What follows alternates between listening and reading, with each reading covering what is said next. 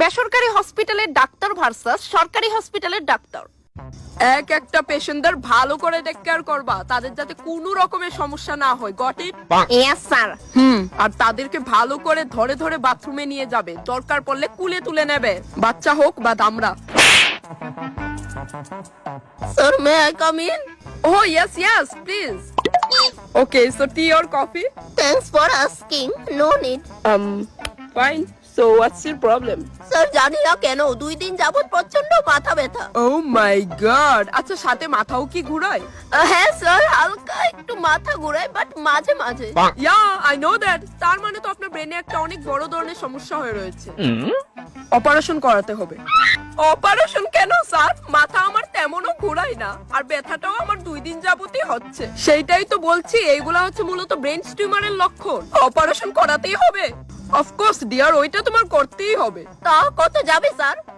এই ধরুন 15 থেকে 17 লক্ষের মতো। স্যার হসপিটালের ভিজিট কাটতে কাটতে আমার বাড়ির অর্ধেক সম্পত্তি চলে গেছে। প্রাইভেট হসপিটাল বলে কথা। আচ্ছা আমি না আপনাকে নিজের মতো ভেবে 10 টাকা আপনার থেকে কমিয়ে রাখবো এবার, ঠিক আছে? থ্যাংক ইউ স্যার, আমি আপনার এই উপকার সারা জীবন মনে রাখবো। Thank you. Wow. Oh my badness, I can't control my tears. God, please call me. Sir আপনি কাঁদছেন কেন? Actually bed number 14 এর পেশেন্টটা একটু আগে জাস্ট ওর শেষ নিঃশ্বাস ত্যাগ করলো। স্যার আমি বুঝতে পারছি, আর আমি জানি আপনি অনেক কেয়ার করতেন ওনার স্পেশালি। Yes, গত 7 মাস ধরে আমি ওই ভদ্রলোকটার কত ভালো করে কেয়ার করে আসতেছি। দেখুন স্যার, যার যাওয়ার সে তো এমনিতেই যাবে, বলুন আপনি প্লিজ কান্না করবেন না। আসছি স্যার। একদিনে 2 লাখ টাকা বেড ভাড়া দিত ওই পেশেন্টটা, কেন যে চলে গেল? আমার বাড়ির ছাদটালায়ও কমপ্লিট হলো না এখনো। এসিটা নিচে বইলেই খালি ঘুমায়। এখন তো আর কোনো পেশেন্টও নাই, একটু ঘুমাই যায়গা।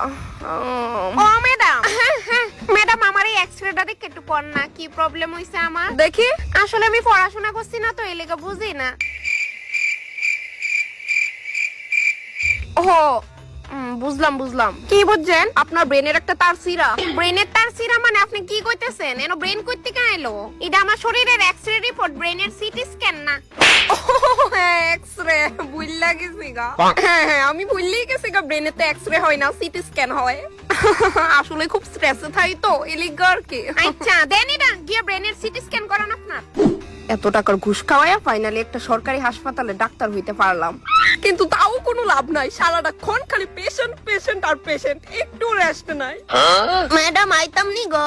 এবেদিস জানি আবার কি তৈছে। হ্যাঁ